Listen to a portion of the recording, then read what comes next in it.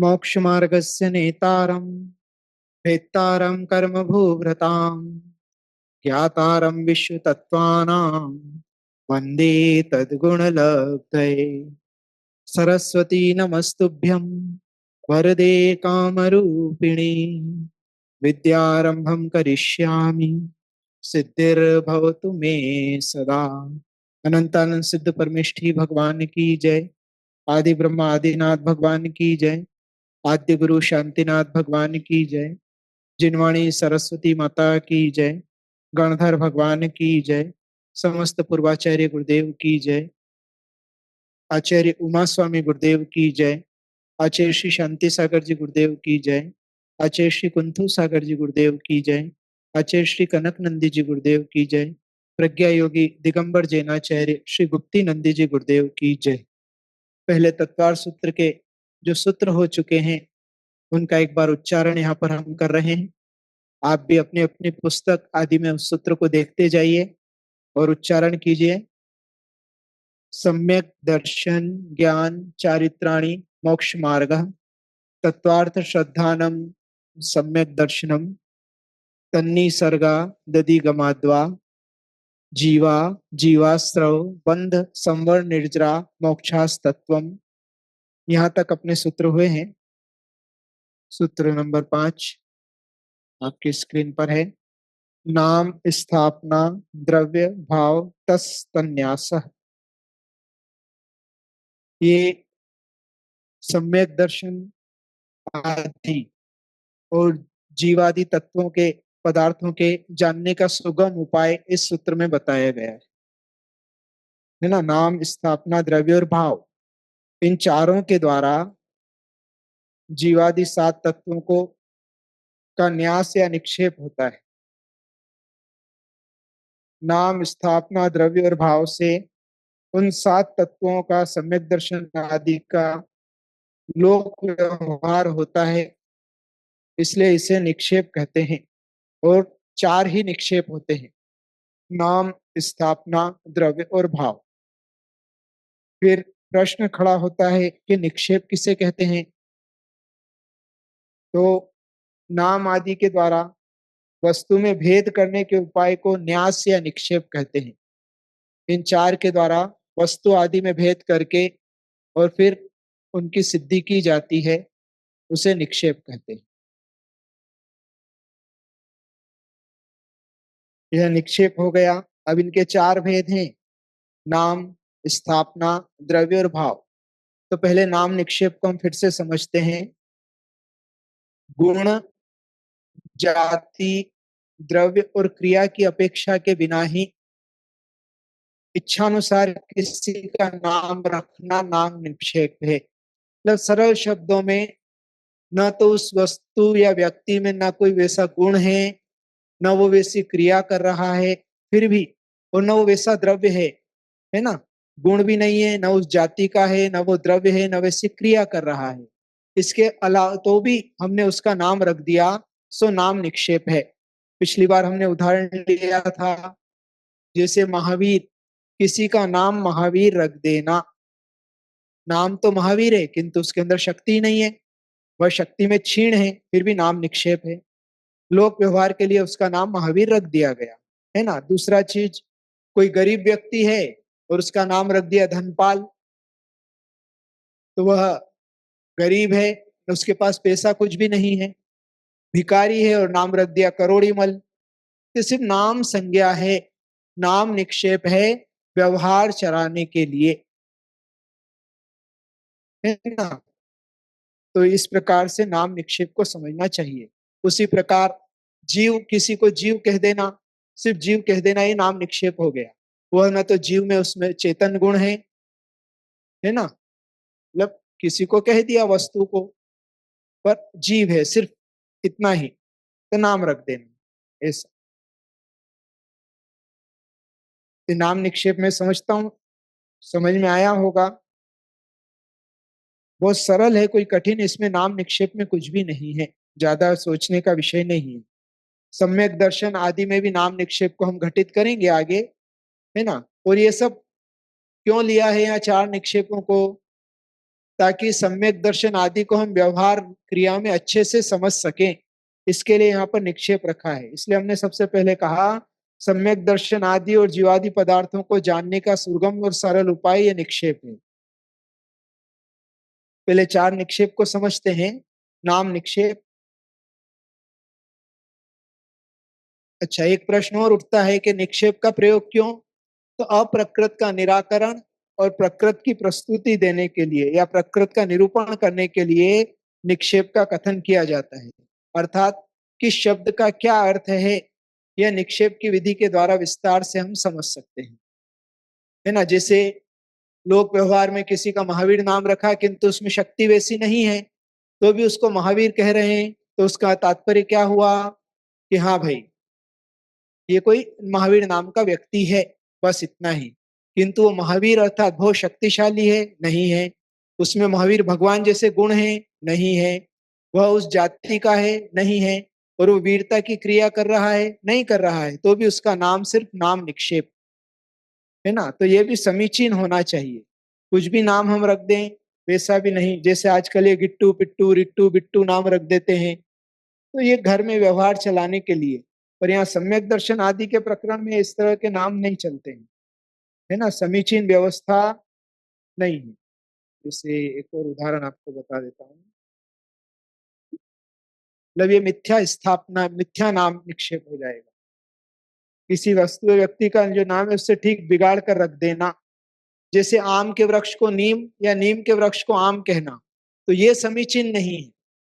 नाम रख देना अलग विषय वस्तु है, किंतु आम के वृक्ष में आम के गुण हैं, लोग आम नाम से प्रचलित है, फिर भी आप उसको नीम का वृक्ष नहीं कह सकते, आप उसको नीम नहीं बोल सकते, है ना। तो ये मिथ्या नाम हो जाएगा, मिथ्या नाम निक्षेप। और सम्यक नाम निक्षेप, सम्यक दर्शन को सम्यक दर्शन कहना, मिथ्या दर्शन को मिथ्या दर्शन कहना, जीव को जीव कहना, अजीव को अजीव कहना, नाम की अपेक्षा, संज्ञा की अपेक्षा। तो ये समीचीन नाम निक्षेप है ना। और जिन नामों का कोई अर्थ ही नहीं निकले ऐसे नाम रख देते हैं, जैसे डब्बू गब्बू आजकल रख दिए जाते हैं नाम। तो एक्चुअल में वो वास्तविकता नहीं। ठीक है, आपने नाम संज्ञा से रखा है, पर नाम का भी जीवन पर प्रभाव पड़ता है। नाम का भी जीवन पर प्रभाव पड़ता है। न्यूमरोलॉजी वाले हों, ज्योतिष शास्त्र वाले हों, और अन्य भी जीव, कई जीवों के जीवन में देखा गया है। कई फिल्में एक्टर एक्ट्रेस हैं जिनके नाम पूर्व में पहले और कुछ थे, किंतु बाद में किसी के कहने पर उन्होंने अपने नाम को परिवर्तित किया। पहले पुराने नाम से वो फिल्म आदि करते थे तो सक्सेस नहीं हुए, हिट नहीं हुए, किंतु जैसे ही उन्होंने नाम परिवर्तित किया वो सफलताओं को प्राप्त करने लग गए। जीव वही है, किंतु नाम के पुकारने का, उच्चारण का भी फर्क पड़ता है। फिर प्रश्न होगा ऐसा क्यों? तो शब्द ब्रह्म है, शब्द वर्गणाएं कार्य करती हैं। हमारे जितने भी हैं मंत्र आदि जो भी बने हैं, जितनी भी रचनाएं हैं, वो स्वर और व्यंजन के द्वारा ही बनी है। मैं पहले भी बता चुका हूँ, है ना। तो स्वर और व्यंजनों के द्वारा उनका निर्माण हुआ है। उसी प्रकार उनके प्रत्येक के अधिष्ठाता देव होते हैं, प्रत्येक की वर्गणाएं अलग अलग होती हैं। इसके लिए जिस कार्य के लिए जो शब्द का प्रयोग है वही करना चाहिए। उसी प्रकार माता पिता यदि अपने बच्चों के नाम यद्वा तद्वा कुछ भी रख देते हैं तो उसके जीवन पर उनका प्रभाव पड़ता है। इसलिए सोच समझ कर विचार कर नाम रखना चाहिए, और जो नाम है उस अनुसार ही उसे पुकारना चाहिए। नाम बिगाड़ना भी नहीं चाहिए। जैसे हमने कई जगह देखा है, किसी का नाम अनिल है तो अन्या, सुनील है तो सुन्या, ऐसे बिगाड़ बिगाड़ के नाम बोलते हैं, वह उचित नहीं है। खैर अभी तो अपना ये सम्यक दर्शन का प्रकरण है, तो सम्यक नाम निक्षेप होना चाहिए। फिर मिथ्या स्थापना, अभी स्थापना की चर्चा करते हैं इसके बाद। यहाँ तक आपको समझ में आया होगा। अब आगे स्थापना निक्षेप, है ना। पहले तो स्थापना निक्षेप क्या है? तो धातु, काष्ठ, पाषाण आदि की वस्तु में या अन्य अन्य पदार्थों में यह वह है, यह वह है, इस प्रकार की व्यवस्था बनाना, यह स्थापना निक्षेप होता है ना। यह वह है, सरल शब्दों में बस कोई भी यह वह है, इतना जिसमें बुद्धि हो रही है, हमारी बुद्धि में जिसकी संकल्पना हो रही है, यह वह है, तो समझ लेना उसमें स्थापना हो गई। है ना। अब स्थापना दो प्रकार की होती है, तदाकार स्थापना और अतदाकार स्थापना। तत् आकार अर्थात उसी आकार में, जैसी वह वस्तु थी या जैसा वह व्यक्ति था उसी आकार में स्थापना बनाना, स्थापना निक्षेप तदाकार है। तदाकार स्थापना निक्षेप। और उससे विपरीत अतदाकार स्थापना, उससे विपरीत अन्य द्रव्य में कर देना। अब जैसे उदाहरण, पार्श्वनाथ भगवान की प्रतिमा में यह वह है ना, ये जो यह वह है अर्थात यह पार्श्वनाथ भगवान है, ऐसी जो बुद्धि में संकल्पना की जाती है, यह तदाकार स्थापना निक्षेप है। अब अतदाकार, जैसे आप लोग पूजन करते हैं, पूजन आदि में स्थापना करते हैं लवंग से, पुष्प से, उस पात्र के अंदर अत्र अत्र तिष्ठ तिष्ठ ठ ठ स्थापना आदि करके, तो उसमें मानते हैं कि ये भगवान हैं। तो आपने उस समय वहां पर बुद्धि में उनको भगवान मानकर वहां पर स्थापना की कि मैं इनकी स्थापना करके अब इनकी अष्टद्रव्य से पूजन करूंगा या करूंगी। यह हो गया अतदाकार स्थापना। तो स्थापना निक्षेप तदाकार और अतदाकार। फिर ये भी सरल है, इसमें कोई कठिन कार्य नहीं है। तो स्थापना निक्षेप होता है।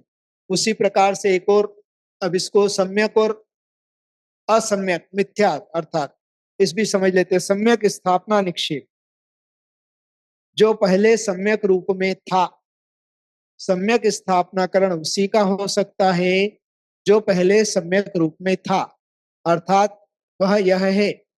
नाम निक्षेप के बाद स्थापना निक्षेप, तो जैसे कोई था, महावीर भगवान थे इसलिए आज उनकी स्थापना की जा रही है, ये सम्यक स्थापना। और जो है ही नहीं फिर भी उसकी स्थापना कर रहे हैं तो मिथ्या स्थापना, है ना। तो मूर्ति आदि में उन गुणों की आरोपण करके, उस शक्ति आदि का आरोपण करके और स्थापना कर लेना। इसलिए जब आप पूजन आदि करते हैं तो आसिका के द्रव्य को लेना, ग्रहण करना चाहिए, अर्थात अंत में आसिका भी लेना चाहिए, क्योंकि भगवान के गुण आपने वहां पर आह्वान किए थे। और इसलिए पूजन के 6 अंग बताए गए हैं, उसमें अंतिम अंग विसर्जन भी है। पहला अभिषेक, दूसरा आह्वान, तीसरा स्थापना, चौथा सन्निधिकरण, पांचवा अष्टद्रव्य से पूजन और छठा विसर्जन। ये 6 अंग पूरे होने पर ही पूजा पूर्ण मानी जाती है ना। तो विसर्जन भी करना चाहिए। आप लोग अगर पूजन करते हैं और विसर्जन करके नहीं आए तो एक तरह से अविनय असाधना होती है, इसलिए विसर्जन भी करना ही चाहिए, क्योंकि आपने वहां पर स्थापना निक्षेप से स्थापना की है। तो जो पहले था, हो चुका है या उस रूप में है, उसकी स्थापना करना, अब वो तदाकार भी हो सकती है, अतदाकार भी हो सकती है। यह तो समीचीन सम्यक स्थापना है। किंतु मिथ्या स्थापना किसे कहते हैं? तो जिसका पहले कोई आकार नहीं था, कोई रूप नहीं था, जिसका कोई अस्तित्व ही नहीं है, फिर भी उसकी स्थापना से सिद्धि करना। जैसे मानसिक रूप से कोई कल्पित देवी देवताओं का आकार बना लेना, जबकि कोई है ही नहीं, इस प्रकार का कोई हुआ ही नहीं, है ना। तो यह जो है मिथ्या स्थापना निक्षेप है।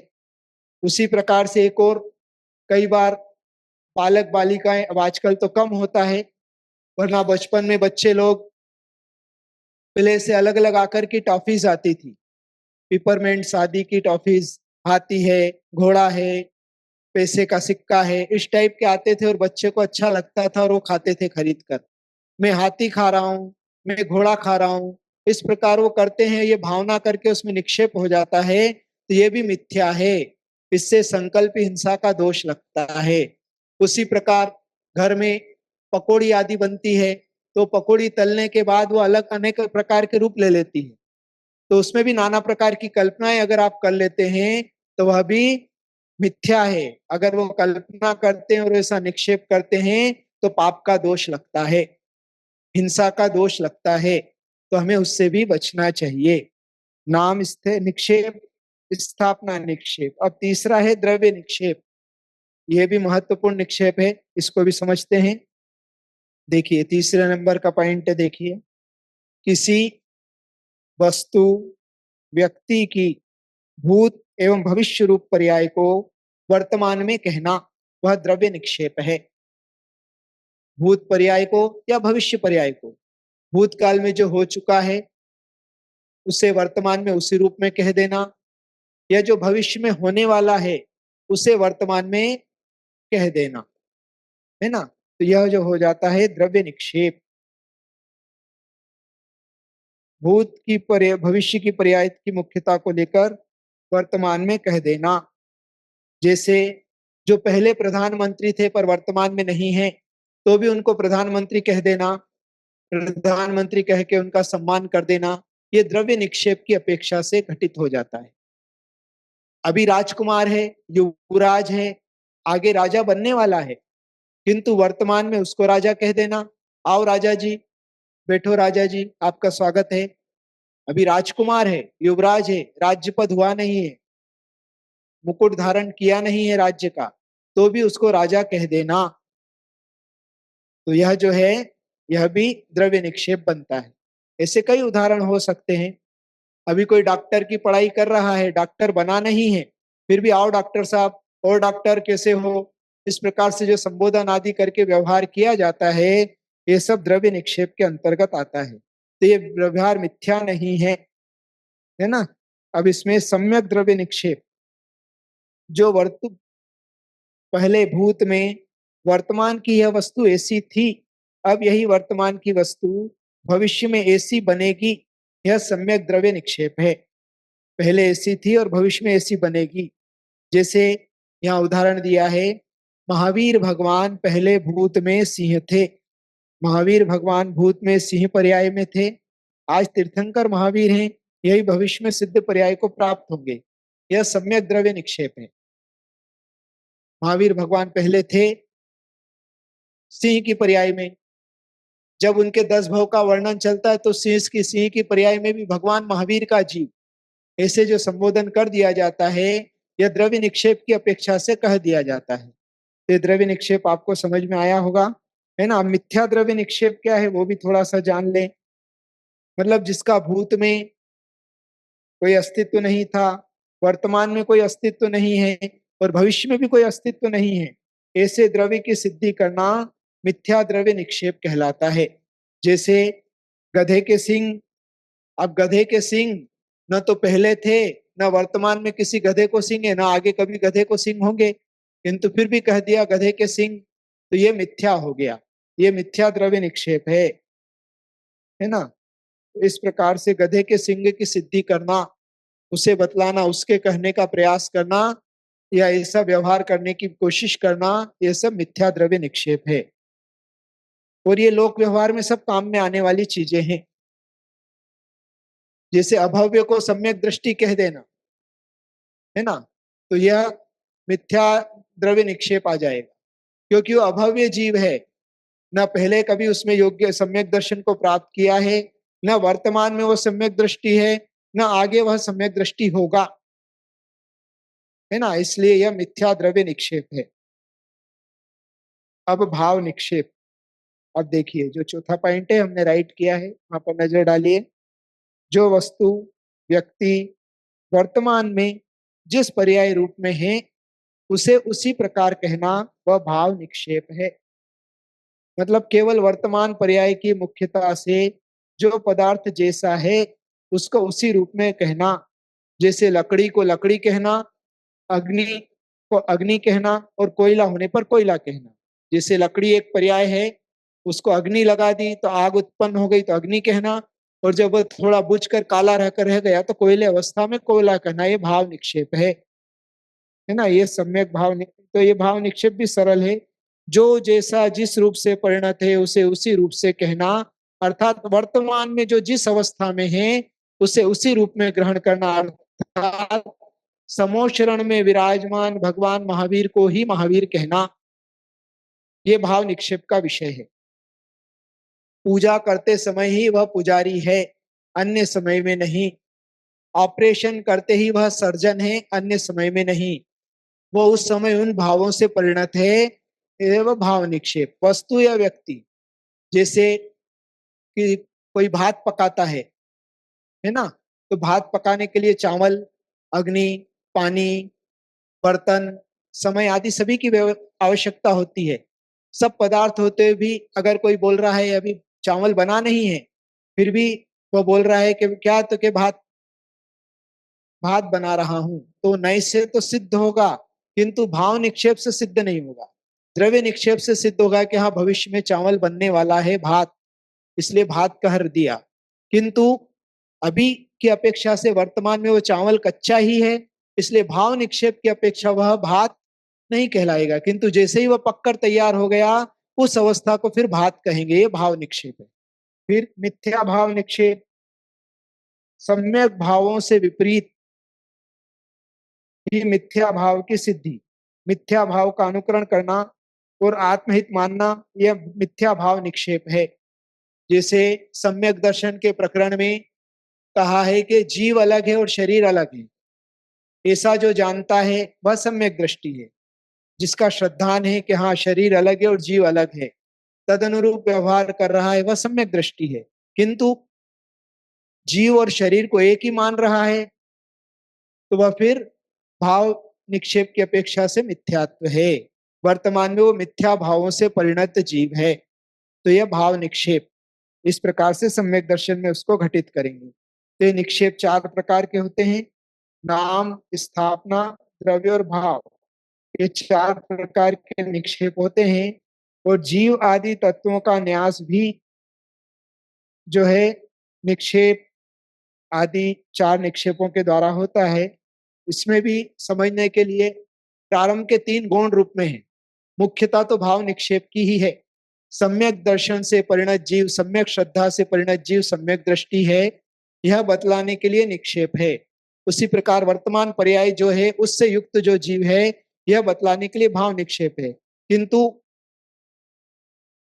जैसे बहुत सारे पदार्थ हैं, उन चार पदार्थों को देखकर किसी एक का निर्णय करना होता है, उसी प्रकार से नाम, स्थापना, द्रव्य और भाव चारों को बताकर यहाँ पर तीन गुण हैं और भाव की मुख्यता है, ये हमें समझना चाहिए। सम्यक दर्शन के प्रकरण में सीधे सीधे सरल शब्दों में हमें समीचीन अर्थ को ग्रहण करना है और सम्यक भावों से परिणत होना है, यह शिक्षा प्राप्त होती है। तो नाम, स्थापना, द्रव्य ये तीन निक्षेप समझने के लिए ही, किसके लिए है, भाव निक्षेप को समझने के लिए तीन अन्य निक्षेप भी रखे गए हैं। ये निक्षेप का प्रकरण यहाँ पर इस प्रकार से हमने समझा। आइए, तो नाम, स्थापना, द्रव्य और भाव, इसके साथ लोक व्यवहार भी होता है, और व्यवहार धर्म की सिद्धि के साथ साथ हमारे लिए सम्यक दर्शन आदि को भी जाना जाता है, या जीव आदि सात तत्वों को भी जाना जाता है। एक चीज और बता देता हूं, ये जो मंदिर में जो स्थापना होती है, एक तो भगवान की होती है तदाकार रूप में, कहीं तदाकार रूप में शासन देवता, क्षेत्रपाल आदि की भी स्थापना होती है, और कहीं अतदाकार भी होती है, जो सिंदूर आदि लगा दिया जाता है सुपारी पर, श्रीफल आदि पर, पत्थर पर आदि पर लगाकर ये शासन रक्षक देवता इस प्रकार की स्थापना की जाती है। तो तदाकार और अतदाकार दोनों प्रकार की स्थापना होती है, और ये मंगल है ना। अगर ये मंगल नहीं होते तो इनकी स्थापना नहीं की जा सकती थी। और मंगल क्यों है, क्योंकि भगवान के समव शरण में भगवान के दाएं हाथ पर यक्ष और बाएं हाथ पर यक्षिणी नियम से होती है। सोधर्मेंद्र तो नीचे 12 सभा में बैठते हैं, किंतु यक्ष यक्षिणी ऊपर भगवान के आजू बाजू में रहते हैं। और भगवान के समोषण में 8 भूमियां होती हैं। 8 भूमि में से 7 भूमि में तो सब जीव चले जाते हैं, और भव्य कूट के आगे अभव्य जीव नहीं जा पाता है, किंतु 8वीं भूमि श्री मंडप भूमि, जिसमें 12 सभाएं लगी होती है, वहां मात्र सम्यक दृष्टि जीव का ही प्रवेश होता है। मिथ्या दृष्टि जीव, चाहे वो भव्य हो या अभव्य हो, वो वहां पर नहीं जा सकता।